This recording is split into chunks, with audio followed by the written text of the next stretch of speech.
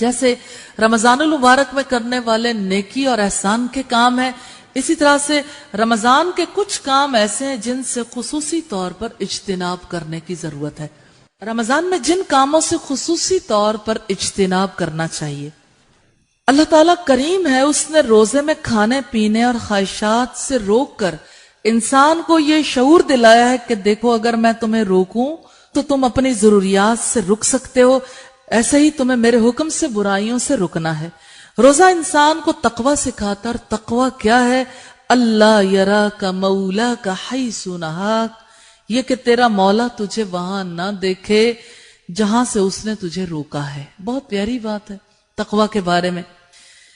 रोजा में इंसान के लिए हर तरह की बुराइयों से रुकना आसान होता है, इसलिए इन बुराइयों से इज्तिनाब करना चाहिए।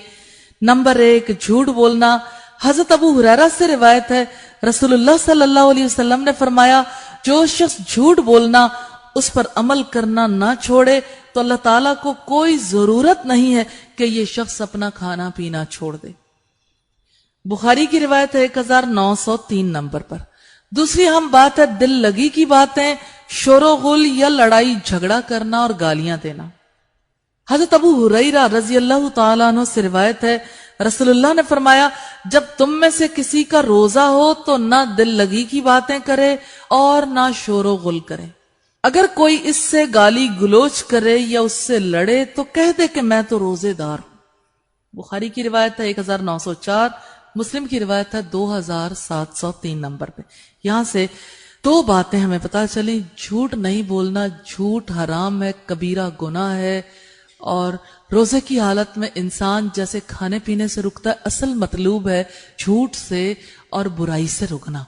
तो झूठ हमने देखा कि अल्लाह को फिर ऐसे रोजे की जरूरत नहीं जिसमें झूठ बोला जाए। और दूसरी बात यह कि दिल लगी की बातें, शोरोगुल, लड़ाई झगड़ा करना और गालियां देना, ये ऐसे अफाल हैं जिनसे खास तौर पर इज्तिनाब करना चाहिए।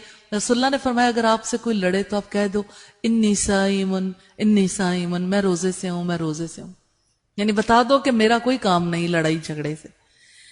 तीसरा अहम काम जिससे रुकना है, मजलूम की आह से बचना।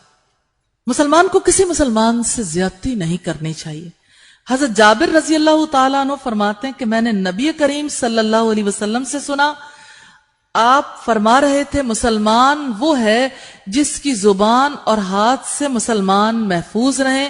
मुस्लिम की रिवायत है 162।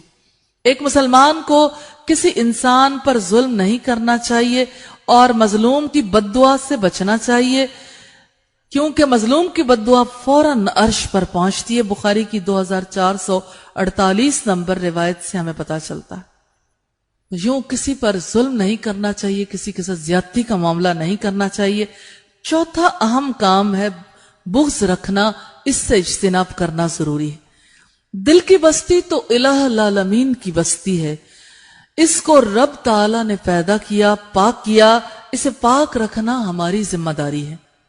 जिस वक्त दिल नापाक होता है तो पूरा इंसान नापाकी की लपेट में आ जाता है। दिल की नापाकी की वजह से इंसान के आमाल बर्बाद होते हैं और इंसान अल्लाह की रहमत और मग़फ़िरत से महरूम हो जाता है। इसलिए जरूरी है कि दिलों को पाक रखने के लिए, ताल्लुकात बचाने के लिए, कता रहमी से बचने के लिए बुग़्ज़ से बचें। मुस्लिम की रिवायत है 6544 नंबर पर। बुग़्ज़ की वजह से कता ताल्लुकी होती है और तर्के ताल्लुक बड़ा जुर्म है।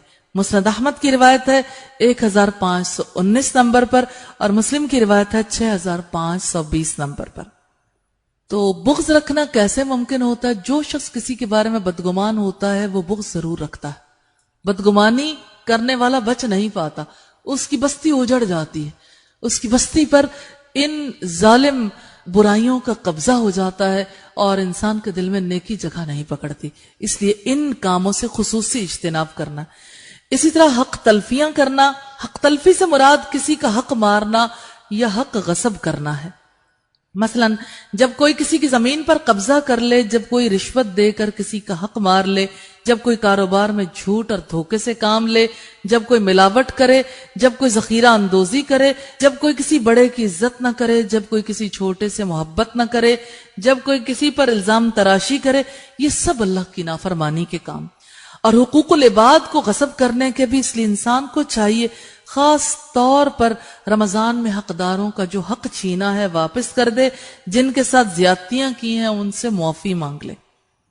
چھٹا کام ہے جس سے اجتناب کرنے کی ضرورت ہے، گناہ کبیرہ ہوں یا صغیرہ، وہ مومن کے کرنے کے کام نہیں ہے۔ ان گناہوں کے برے اثرات انسان پر مرتب ہوتے ہیں، انسان کی فطرت مسخ ہو جاتی ہے، انسان دنیا اور آخرت کا خسارہ مول لے لیتا ہے۔ ان سے ہمیشہ ہی اجتناب کرنا چاہیے، مگر خاص طور پر رمضان میں ان سے بچنے کی بھرپور کوشش کرنی چاہیے۔ یہ گناہ زبان سے متعلق ہوں یا دل سے، ان کا تعلق آنکھوں سے ہو یا کانوں سے، معاملہ ہاتھوں کا ہو یا پاؤں کا، ہر جگہ احتیاط ضروری ہے۔ یہی روزے کا مقصد ہے کہ اپنے آپ کو گناہ سے بچائیں۔